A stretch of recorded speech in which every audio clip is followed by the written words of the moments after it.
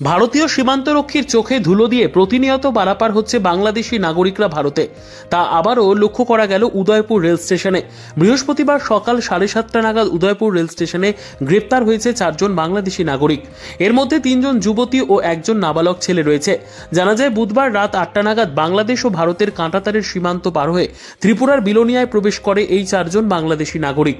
Autorickshaw করে Udaipur rail স্টেশনে এসে পৌঁছয়। তারা জানায় তারা উদয়পুর রেল স্টেশন হয়ে পশ্চিম বাংলায় যাবে, তারপর চেন্নাইয়ের উদ্দেশ্যে পাড়ি দেবে ডাক্তার দেখানোর জন্য। জানা যায় তাদের নাম রাফিজা আক্তার, নাসরিমা আক্তার ও মিতু বিশ্বাস এবং নাবালক ছেলে রয়েছে। তারা ভারতে প্রবেশ করে 4টি ভুয়ো আধার কার্ড বানিয়ে নেয় বিলোনিয়া থেকে। এই 4টি আধার কার্ডে সম্পূর্ণ তারিখ পর্যন্ত ভুল রয়েছে। উদয়পুর রেল স্টেশনে জিআরপি থানার ওসি জানান বর্তমানে তাদেরকে গ্রেফতার করা হয়েছে। 4 জন, একজন ছেলে আর 3 জন মহিলা। ওনাদের কাছে 3টা আধার কার্ড পাওয়া গেছে। একজনের ছেলের তার কাছে ওই মোবাইলে পাওয়া গেছে আধার কার্ড দেখতে ভুয়া মনে হইতেছে, কিন্তু ইনভেস্টিগেশনের পরে বোঝা যাবে যে আধার কার্ডটা কি সত্য কিনা।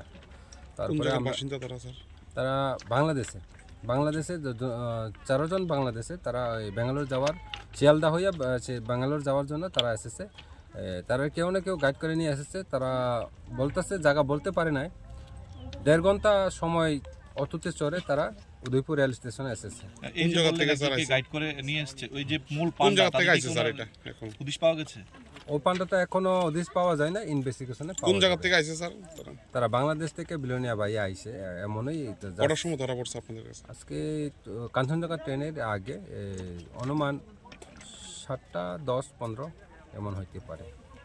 এখন কি আপনাদের হেফাজতে আছে? এখন আমাদের হেফাজতে আছে। আমি ওসিআরকে ইনফর্ম করেছি। ওসিআরকে এসে স্টাফ এসে নিয়ে যাবে এবং হ্যান্ডওভার দেওয়া হবে প্রসেস মতো। কালকে তারা কেস রেজিস্টার হবে এবং আজকেই তারা কোর্টে ফরওয়ার্ড করতে পারে। নিজস্ব প্রতিনিধি রিপোর্ট, দুরন্ত টিভি।